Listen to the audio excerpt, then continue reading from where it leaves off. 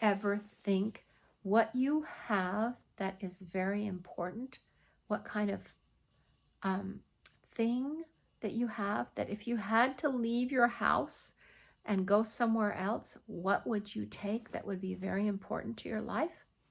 This is a story about a lady who had to go to a faraway land and what she took. It's called Miss Bridie Chose a Shovel. Miss Bridie chose a shovel. And there's a picture of Miss Bridie. And there she is in her land where she was. It looks like it is very green land with stone walls, so it might be Ireland. I don't know. Let's find out. Oops, this book is upside down inside the book jacket.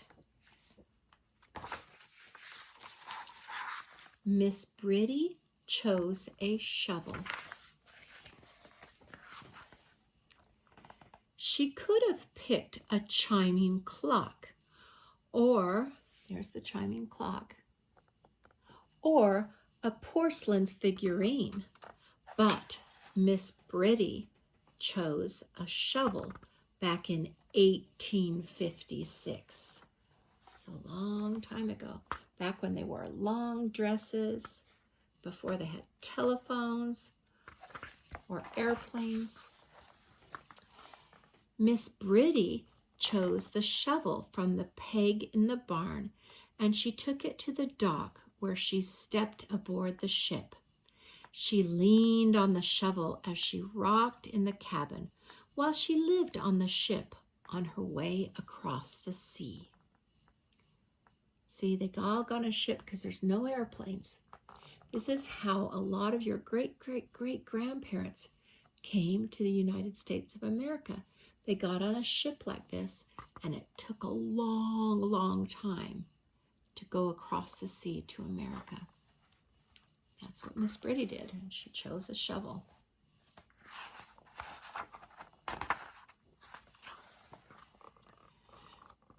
Miss Bridie flung the shovel with her pack on her shoulder when she stepped off the ship in the harbor in New York. She brought along the shovel when she rented the room above the little shop where she also got a job. Looks like, what kind of shop do you think that is? It says right there, hats. Miss Bridie took her shovel when she got up early and she dug a little garden out back behind the shop. It's also where they put their laundry because they didn't have washers and dryers then either. She put her plants in crates when the spring rains came, and she sold them to the ladies for their garden in New York. Look, she made little plants and then she sold them to other people.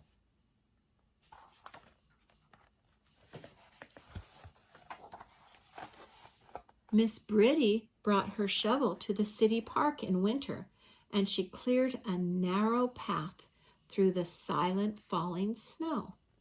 See, she used that shovel to make a path. She took her shovel down to the frozen moonlit river, where she scraped away the snow and went skating up and down.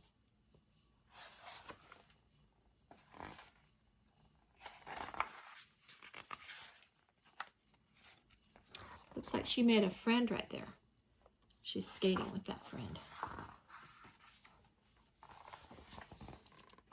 Miss Bridie packed her shovel when she moved to the house, when she married the young man she'd met skating on the river. She dug all the holes for the posts with her shovel when they put up the pen for the new goats and sheep. Look, some baby sheep and goats, and she's making fence post holes. And look, her husband's bringing the poles. Miss Bridie planted seeds. which in time became an orchard and a field full of corn. See the corn back there? And there's the orchard. On the farm on the hill, she swung the shovel high when she cut into the hill to build the root cellar for the apples from their farm.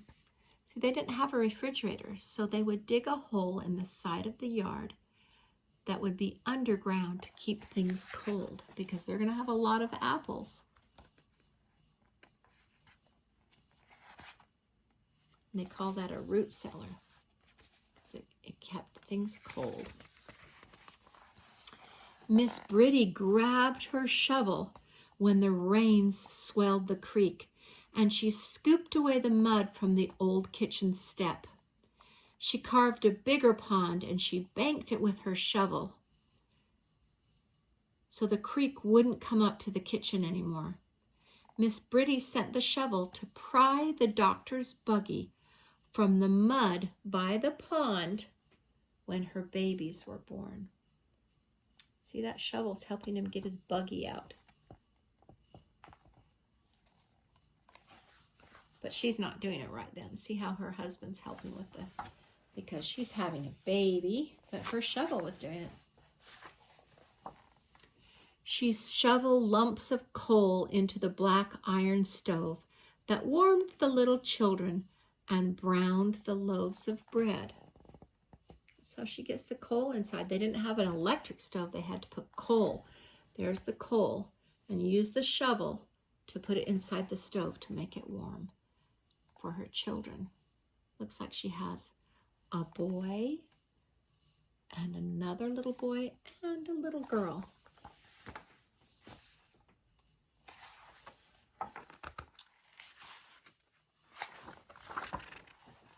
Miss Bridie hilled the soil in the dry heat of summer, and she worried for the crops as the creek ran dry.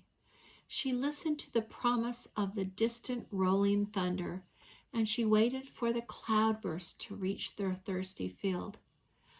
Miss Bridie saw the lightning strike. Uh-oh, what happens when lightning strikes and the ground is very, very dry because there's no water? Uh-oh, something bad can happen. The lightning struck their barn on fire, and she raced to free the livestock as the timbers burned away. She got all the animals out of the barn, didn't she? Opened at the barn door and got them all out.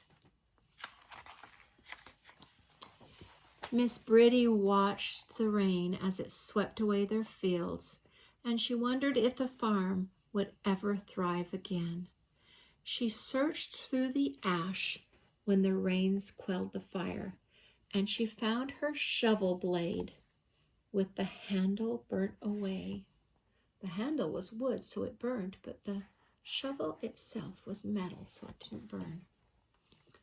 Miss Bridie chose a limb from a tree in the orchard, and she worked an apple handle for that old shovel blade. There's the blade down there, and she's making a new handle for it.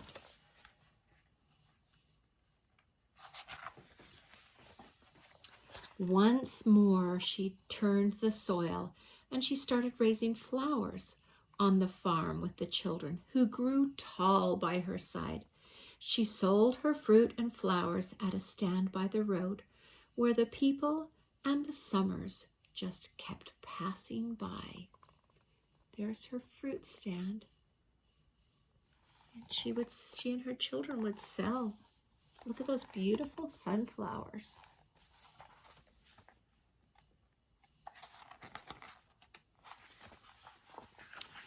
Miss Bridie sadly trudged up the hill with her shovel when her husband, whom she loved, got sick and passed away. She's old, and her husband, I guess, was old, and there's their son that's helping them to plant a tree there. She planted him a tree and some flowers underneath that came up like a memory with the warmth of every spring.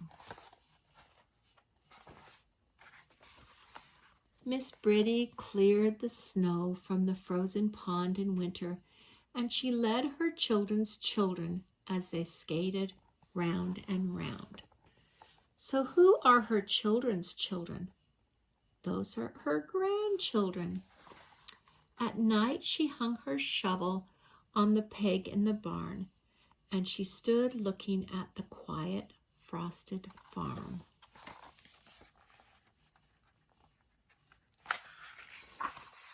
She could have had a chiming clock or a porcelain figurine, but Miss Bridie chose a shovel back in 1856. Do you think that was a good choice? Sometimes the pretty things aren't the good choice, but sometimes the things that help us do our work. That's the good choice. Miss Bridie chose a shovel.